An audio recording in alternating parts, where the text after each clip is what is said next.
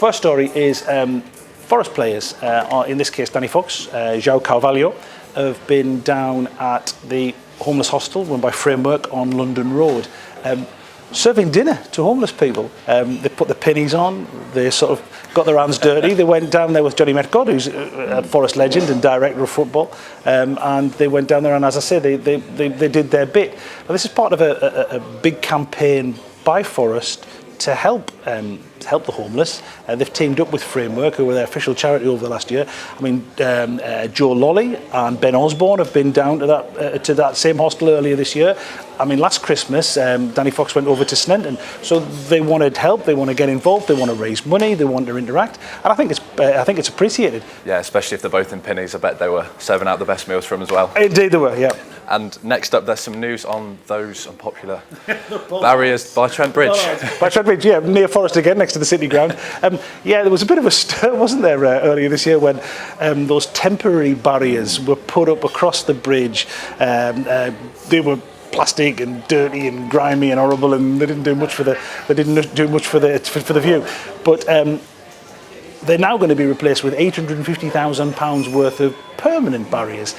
The idea being, you know, you have 17,000 people in international cricket fixtures over there, and to say Nottinghamshire on a Friday night in 2020, of course, as well.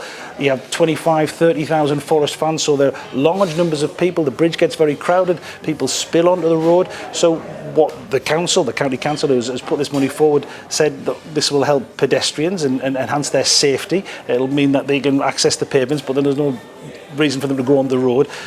Similarly for drivers, it'll make their drive easier, better safety for them.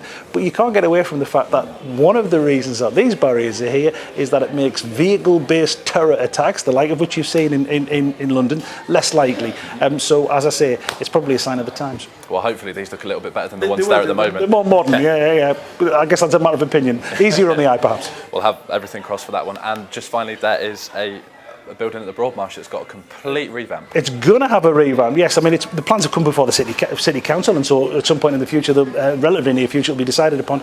But enhancing Nottingham's reputation again as a cycle city, this will be a cycle gym, just for exercise bikes, as it were. It's that building which everybody will have walked past on the way up to and from the train station. It's the one on the edge of Canal Street and Carrington Street. It's been empty, quasi-derelict for years. It used to be a garage. Originally it was a grand 19th century built set of offices, as I understand, but now it has a solicitor in one part of the basement, but or ground floor, and it'll be hopefully a cycle gym further up there, and together with the library and the restaurants and the cafes and the development of the castle, it'll enhance that area again. And with it being a gym as well, it's another sign of the times, isn't it? Indeed it is. Mike, thank you very much for your time. Thank you.